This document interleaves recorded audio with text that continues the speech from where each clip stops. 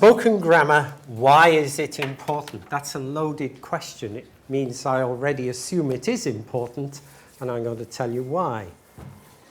But I'm going to start with a bit of history. We're here, all of us, thanks to Cambridge University Press, which, as you know, is the oldest press in the world. And when it was founded by King Henry VIII, at the time of King Henry VIII's reign, people were learning languages. People in England, usually rich people and usually men, were learning Latin. Now, there's a little schoolboy's poem that says, Latin is a language as dead can be. It killed the ancient Romans, and now it's killing me. But at that time, at the time of Henry VIII, Latin was quite a useful language. You needed it to travel around Europe.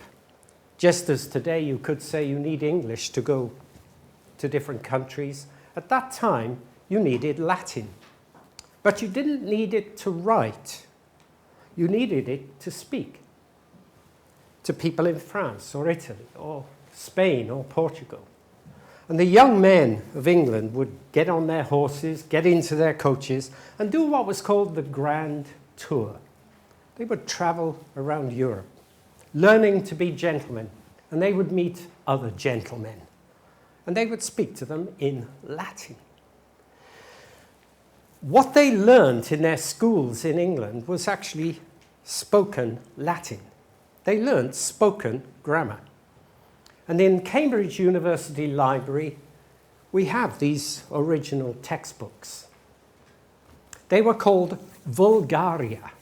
And if you know Latin, you will know that Vulgaria means ordinary things, the things of the common people. And the language which these textbooks taught was the language of the common people, the vulgar. Vulgar has a much more negative meaning in modern English, but its original meaning simply means the people. So they were learning Latin, learning to speak Latin, not to write it, and learning the language of the ordinary people. Then everything changed. Science came in. And the language of science was also Latin, but it was a language for writing. And it became so important as the language of thought, language of intellectual pursuit, that the spoken grammars died. And for several centuries, grammars of English and grammars of Latin were all based upon the written language. And that situation persisted right down the centuries until, shall we say, the end of the last century, the end of the 20th century.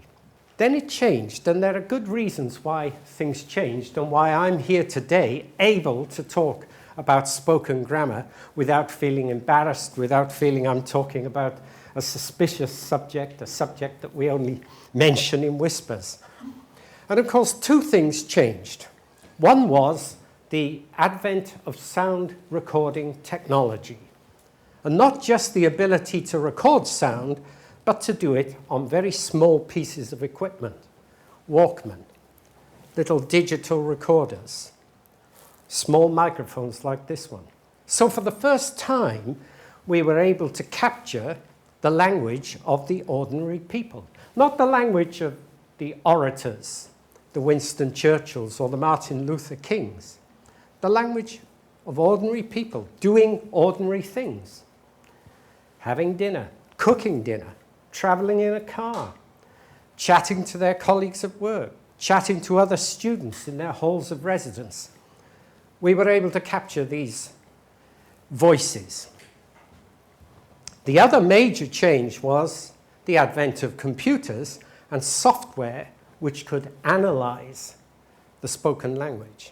Now, I'm not talking today about the phonetic aspects of spoken language. I'm talking about spoken language which has been transcribed faithfully and stored in a computer as a corpus. A corpus is just a collection of texts stored in the computer. So if, for example, I wanted to find out as much as possible about a language like Italian.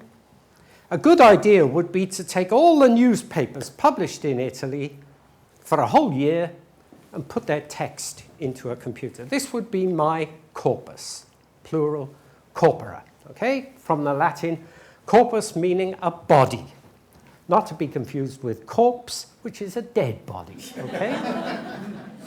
So I'm going to be talking about corpora, and I'm going to be talking about how a corpus can help us understand everyday, ordinary, vulgar spoken language. And I'm saying vulgar in that traditional sense of the word.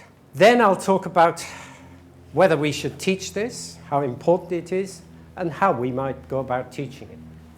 Now, Rupert Daniels kindly introduced me as a professor, so I suppose I'm an academic.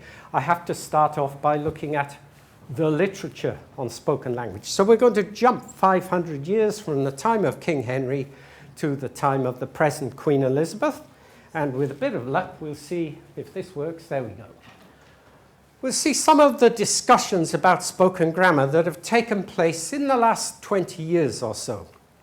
I choose 20 years because it is, in fact, more or less exactly 20 years, a little bit more, since my colleague Ronald Carter and I published 2 articles about spoken grammar. Innocent little academic articles, which caused an explosion of rage and outrage in the academic community. You would have thought we were advocating committing some horrendous crime, the reaction that we got. And it took a long time for the dust to settle, as we say.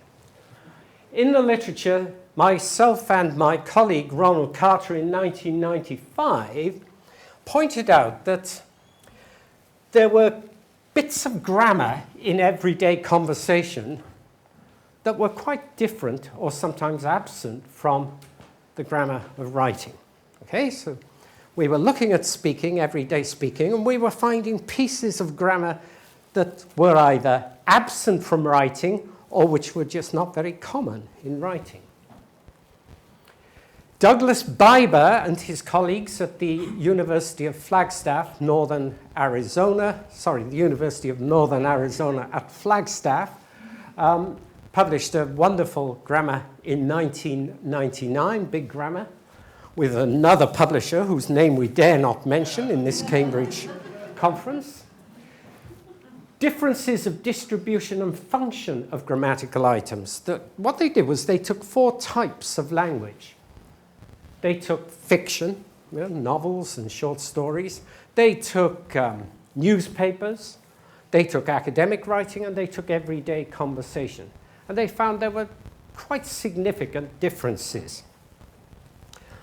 The late great grammarian Geoffrey Leach, who sadly died 2 years ago, in the year 2000, pointed out that conversation was different from writing because it is produced online. In real time, it is linear. When we construct our speaking, we're not thinking, now I need a subordinate clause which I will embed in a main clause, and I'll probably have an adverbial phrase in there somewhere. Oh yes, that has to go in that place there. And of course, this results in quite short utterances. If you look at a corpus of conversation, you do not find well-formed sentences like those which I'm speaking now. Most people just grunt. Yeah, 2 o'clock. Oh, okay. Yeah, right. See you then. Yeah, right, yeah. There's a lot of that.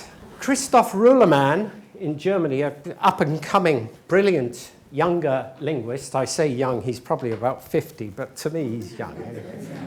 Christoph Ruhlmann in 2007 said, conversation is where we find the most outstanding differences between speaking and writing.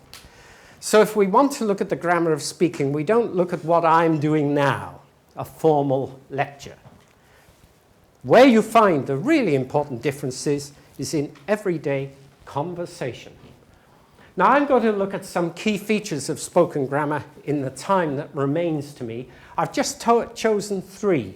I'm going to talk about co-construction, the strategic use of tenses, and something called situational ellipses. Now, if these are terms that you're not familiar with, doesn't matter.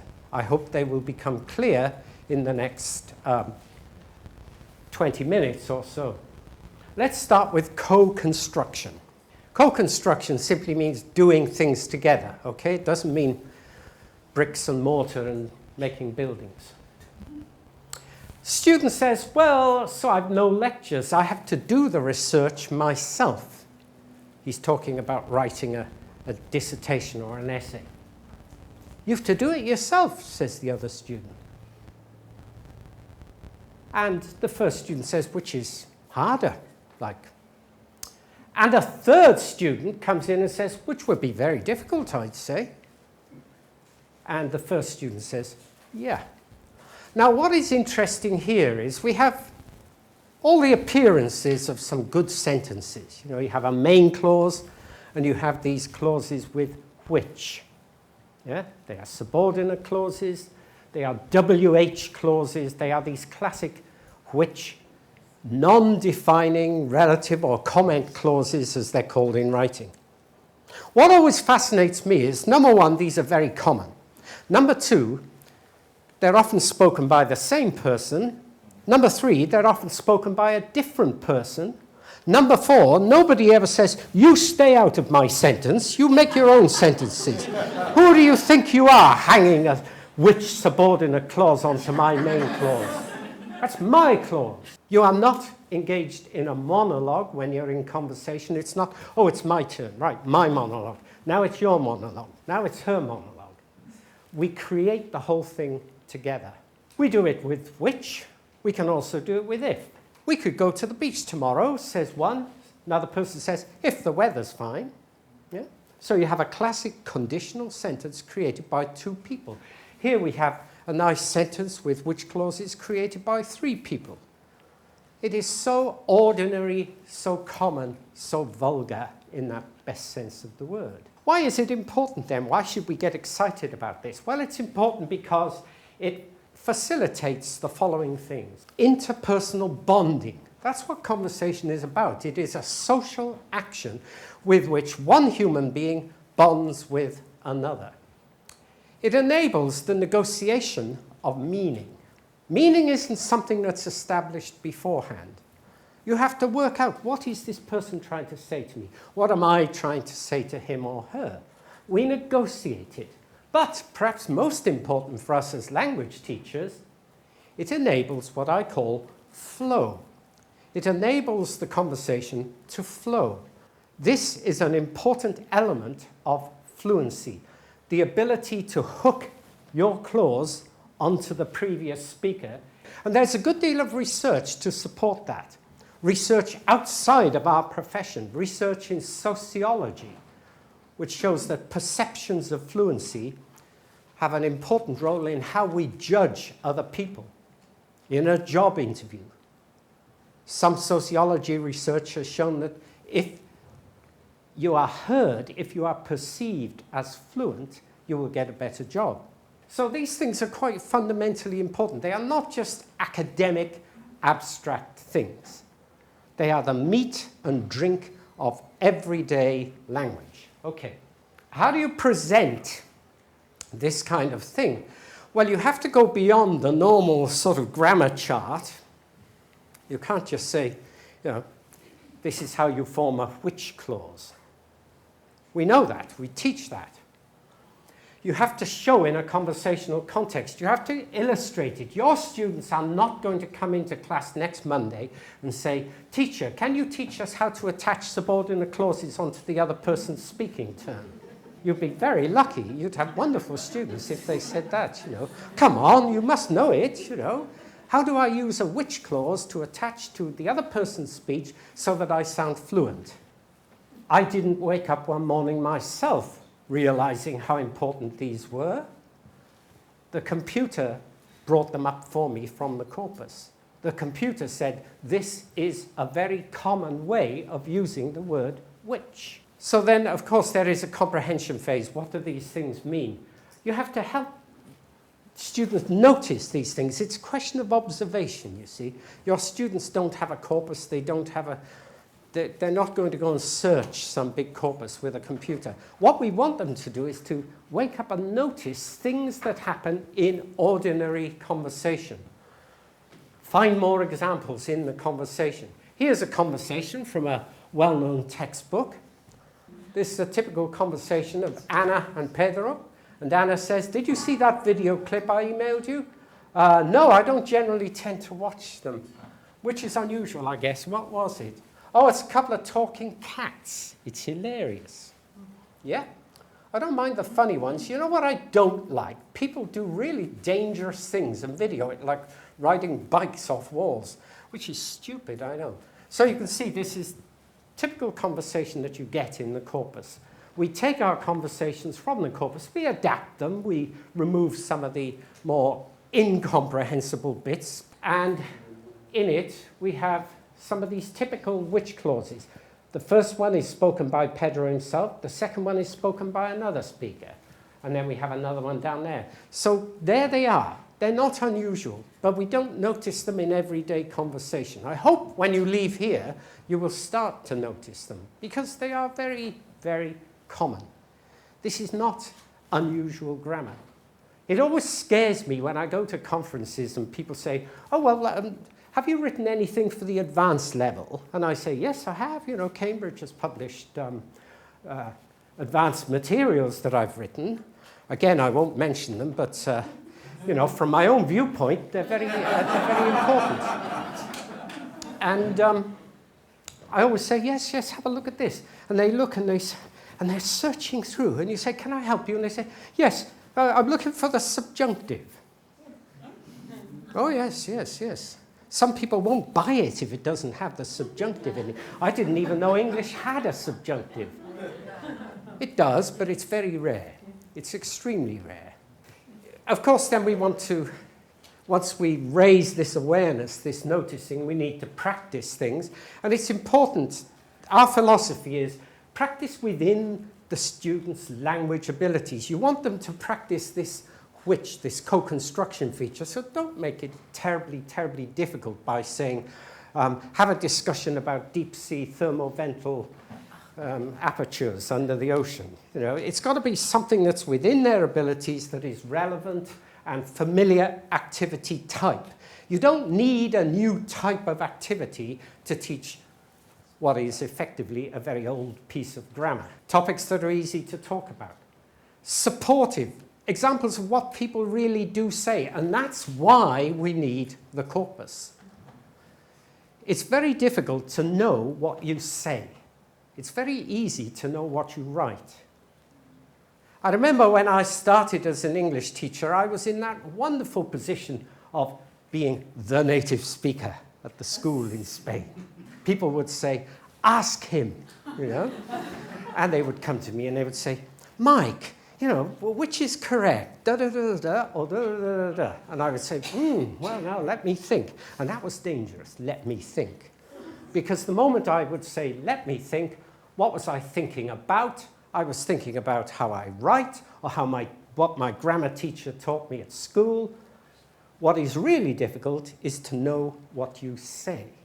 And there's plenty of research that shows that neither native speakers nor expert users of English know what they say. Okay? I've been at conferences and I've said, right, the most frequent two-word phrase in speaking in English is, you know. Okay? And I say, in a corpus of 5 million words, there are 12,000 examples of you know. It's one of the most important phrases in the language. And then in the question and answer sessions afterwards, there's always someone who says, yes, but this is not good English. I don't want to teach my students things like, you know. I want to teach them proper English, you know. And they always do it. Okay, so we don't know how we speak, and research shows that we don't know. It is very difficult to be objective about something that is linear, real-time, online, live, temporary, disappears into the air. You need to record it. You need to analyze it. Now, the computer is dispassionate. The computer has no prejudices about the language. The computer doesn't say, this is common, but be careful. It's not very good English. The computer simply says, this is what you say, and this is how many times you say it. It's up to you then to decide what to do with that information. And of course, last but not least, there is no point in teaching these spoken grammar features unless you make it possible for the students to personalize and relate it to their own lives. And the practice should be as practice. It's not a test, because what's the point in testing it when it's not part of their normal grammar learning in that sense? The practice phase leads into what we then call induction, which is where the student works out in his or her own mind what the principle or rule is behind the activity. Now, in this case, it's grammar with a difference. It's not grammar as rules. A rule would be we use which for things and who for persons. That's a rule. This is nothing to do with rules. This is what my colleague Ronald Carter and I call the grammar of choice. It is a choice which you make in order to create better interaction. You don't have to say which is difficult, which must be difficult. You can say it must be difficult. Perfectly correct. But not as fluent, not as interactive as saying which must be difficult. Yeah? If you say to me, I have to travel 30 miles to work every day, which must be really tiring. That is interactive, it flows. I have to travel to work 30 miles every day. It must be tiring. It's correct. It's not quite as fluent as the other version. Okay, let's have a look. Let's see, get some little practice things here. You just have to match the left and right. Do you email video clips to your friends all the time? No, it's a pain. I have a friend who's always sending clips, which is really annoying, so I take that from over there. I'll only send one if it's really interesting or funny, which is fine. Okay, so that's gone. They've gone from the box over to there. Let's move on to the next of our 3 points. That is the use of the tense and aspect system. Now, by tense, I mean references to time. English just has 2 tenses, present and past. English has no future, perhaps in more ways than one. English has no conditional. We have to make them up. We have to paraphrase them using words like will and going to and so on. Not like Spanish or French or other European languages which have nice future tenses and conditional tenses. What English does have, of course, is several aspects. Aspects we distinguish between simple and continuous, perfect and non-perfect. Yeah? So those are examples of aspect. Tenses are about time. Aspects are about the speaker's perspective on time. All right? They are your perspective, your subjective interpretation of time. That's why it's possible to say, I feel well, and it's equally possible to say, I'm feeling well. They're both perfectly correct. The only difference is your perspective, whether you're looking at it from the outside, I feel well, or you feel you're in the middle of something that's a process. I'm feeling well. Okay. I'm going to give you some examples again from the corpus. This is in a travel agents. They're a dying breed now, aren't they, travel agents? But when we made this recording, people still went to travel agents to book their holidays. And this person says, we were wanting to book a trip to Sardinia. And the travel agent didn't say, oh, well, I'm sorry you've changed your mind. Bye-bye. Past tense, we were wanting. I took this jacket to the cleaners, and I put it down on the counter, and I said, I'd like to have this cleaned, please. And the assistant said, yeah, what was the name? And I said, well, same as it's always been. I haven't changed it. And here's another one. Sally was telling me they're moving to Birmingham. There are hundreds of these in our corpus. We were wanting. Why not say we want? We want to book a holiday to Sardinia. Perfectly correct. Of course, you have two choices. You have three choices. You can say, we want to book a holiday, we wanted to book a holiday, or we are wanting, or even were wanting. So it's actually four choices. It's like that Monty Python sketch about the Spanish Inquisition. They keep adding more every time. So there are at least four possibilities for asking this question, for giving this information. This is 2 steps away from in your face. We want to book a holiday to Sardinia. Oh. We wanted, a little bit more distant. We were wanting, even more distant. Why do you want to be distant? Because you're asking somebody for a service, for a favor. And you want a good relationship with that person. You want them to help you. You want actually to bond interactively with them in some way. What was the name? Again, it's a polite form. Now, the third one, Sally was telling me we're moving to Birmingham. This one fascinated me because there were literally hundreds of these in our corpus. And then I looked at the books I'd written in the past in the section about reported speech, where we said the rule is this. Sally says, we're moving to Birmingham, and you have to change it to Sally said, or Sally told me they were moving to Birmingham. But the computer says that what people say hundreds of times is not Sally told me or Sally said, but Sally was saying. Sally was telling me. I was reading in the paper the other day. Past continuous form to report things that people say or things that people write. You don't find it in newspapers. You don't find the Prime Minister was saying in Parliament the other day that they're going to raise taxes. It's always the Prime Minister said, the Prime Minister declared, the Prime Minister stated. Because it is completely absent from writing, for decades it was absent from all the grammar books and all the course books. You look at them, you look at your course books, with one exception, of course. You look at your course books and you will see that this very, very common form is just not there.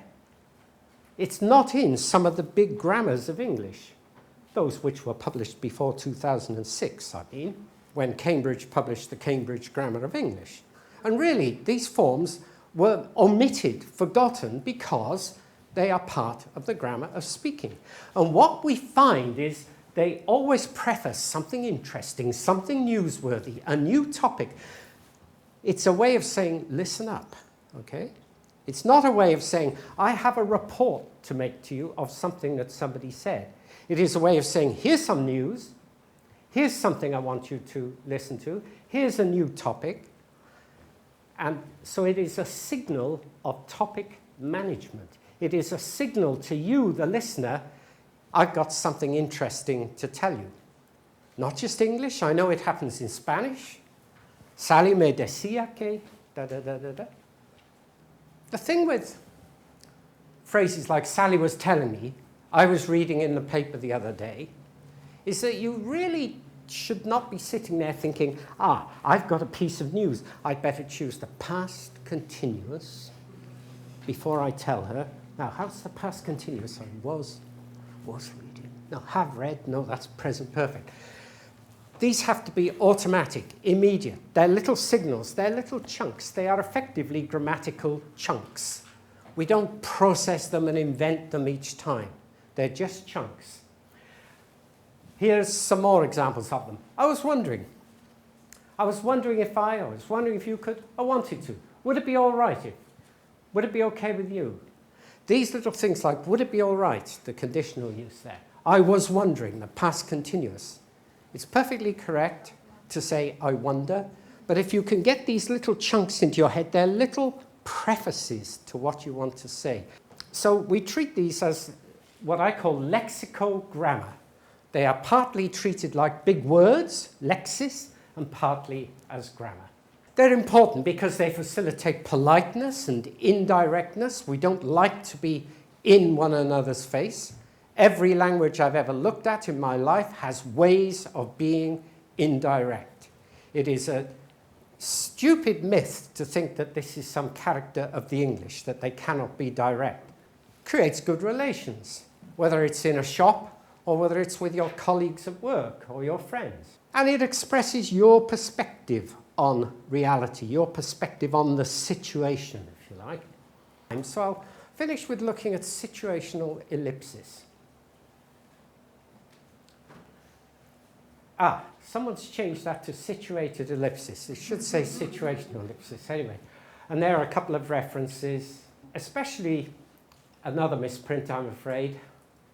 It should be Keynes and Buttery, B-U-T-T-E-R-Y. Andrew Keynes and Paula Buttery of this very university, Cambridge University, have done some wonderful work on this in conversation. Ready yet? You talking to me? Hammer, please. Now, this last one I like because it's a recording of people doing a do-it-yourself job. You know, they're repairing or putting something together. And the one person says to the other, hammer, please. And the next thing that happens is the person gives them the hammer. She doesn't hit him over the head with the hammer, right? She gives him the hammer. So how does she know that what he wants is to be given the hammer? Well, of course, it's obvious in the situation. Conversations take place in situations. It seems obvious to say that, doesn't it? It seems very obvious, but it is true. Conversations take place in situations. And we only say what we need to say. No more. If you say more, people hear you as pedantic. But would you be so kind as to pass me the hammer, please? Husband to wife, wife to husband? If my wife said that to me, I'd begin to think she didn't love me anymore. Would you be so kind as to pass me the hammer, please? I'd say, what's wrong with you? What have I done now? Yeah? So these things are deeply meaningful. We say only what we need to say. Now, this is quite a revolutionary thing to conclude. Because traditionally, if you look at the traditional definitions of ellipsis, which is what this is called, ellipsis, it means leaving out, omitting things which should be there. But nothing is missing from here, is there? Is there something missing? If I say to the other person, hammer, please, the other person doesn't say, what do you mean, hammer, please? Do you want me to hit you over the head with a hammer, or do you want a hammer? Do you want me to go and buy a hammer? Do you think I look like a hammer? Of course not. Nothing is missing. Nothing is omitted from any of these messages. What we do when the situation is not obvious is, of course, we add things. We elaborate. That's why writing is more elaborate than conversation. It's very simple. Because written texts are written to be read and consumed, usually in a different place, in a different time. When a written text is meant to be read in situation, then it's just like conversation. You can go around Cambridge and see on walls, no bicycles. Okay? No bicycles. And everybody in Cambridge knows what that means. It means don't park your bicycle here. However, I passed the place the other day which rents bicycles to students. And there was a sign outside which said, no bicycles. And I realized that it meant we have rented them all out. We don't have any left. Don't bother coming to ask us. They're all gone. Okay? So you interpret things in the situation. You only say or write what you need to say. Of course, you can't do this all the time. There are some rules and principles. You can't run into a room and say, oh, I'm late. It doesn't work. So there are some underlying principles. Only the corpus can tell us when this happens and how it happens. We can write a grammar of ellipsis, but we need the evidence from our corpus. Here's a conversation. That's two people putting up a shelf. Do you need this screwdriver? Here it is. Thanks, I can't get this shelf off the wall. Do you want me to try getting it off for you? Yes, thanks. Are you sure you've got time? Yes, okay, that's done. Do you need help with anything else? Thank you. No, there's nothing else. Would you like a drink? I'd love one. Have you got any green tea? Sounds like a conversation you'd have with the Queen in Buckingham Palace, doesn't it? You know, you're helping the Queen to put up her bookshelves. Oh, you know, are you sure you've got time? Now, what we can do with this when we've introduced the notion of ellipsis is say, instead of the usual type of activity of add an adverb after the verb or put in the missing preposition, this is the opposite. We're going to say, what can you take away from this and it's still good English? Well, you could get rid of that, couldn't we? Need this screwdriver? Here it is. Thanks. Can't get this shelf off the wall. Want me to try getting it off for you? And so on. You can have fun looking at what you can leave out, not just what you must put in. Nice, sort of friendly little exercise. And it gives you that flavor of naturalness, of natural conversation, and so on. Situational ellipsis is important because it facilitates this context-embedded, situationally determined interaction. It's what we do when we're doing things, whether it's cooking or putting up a shelf or driving a car or fixing up the projector here. Classically, it's a type of language that linguists have called language in action. Okay, that's the name for this type of language, language in action, where the activities and actions that people are doing determine how they use the language. It's informal. Yeah? So don't go to a job interview and the interviewer says, do tell me about your past career. Well, worked in McDonald's for 10 years. Didn't like it. Got bored. Okay, so it is appropriate to informal, close friendship situations. It's economical. It's grammar. It's easy grammar. You know, we're always insisting that our students produce these beautiful, well-formed sentences. Most of conversation doesn't contain sentences at all. It contains utterances that are strung together. So where are we now? There is now a greater acceptance of the notion of spoken grammar, SGE, and applied linguistics in general. A lot of the arguments have happened in the 90s and the controversies have settled down. There are now numerous descriptive articles on spoken grammar which add much more to what I've talked about today. There is a strong influence in reference grammars. I'm very proud of my own grammar, the Cambridge Grammar of English, published in 2006. Special price today of two for the price of 3. Spoken grammar also brings with it a much better acceptance of diversity and varieties and variation in language. There is no one correct formal standard of spoken grammar. It respects and admires and actually encourages diversity and difference. Growing influence in course books, which I've already touched on. Growing importance now of multimodal corpora. If you want to understand the language of two people putting a shelf up, have a video of two people putting a shelf up. So this is why video is incredibly useful. And of course, recent technologies are really destroying this divide between spoken grammar and written grammar. What we can call e-grammar, the grammar of online communication, whether it be blogs or fora or emails or text messaging, they are much more like spoken grammar than they are like written grammar. So the future lies in spoken grammar, just as the past 500 years ago did. Thank you very much.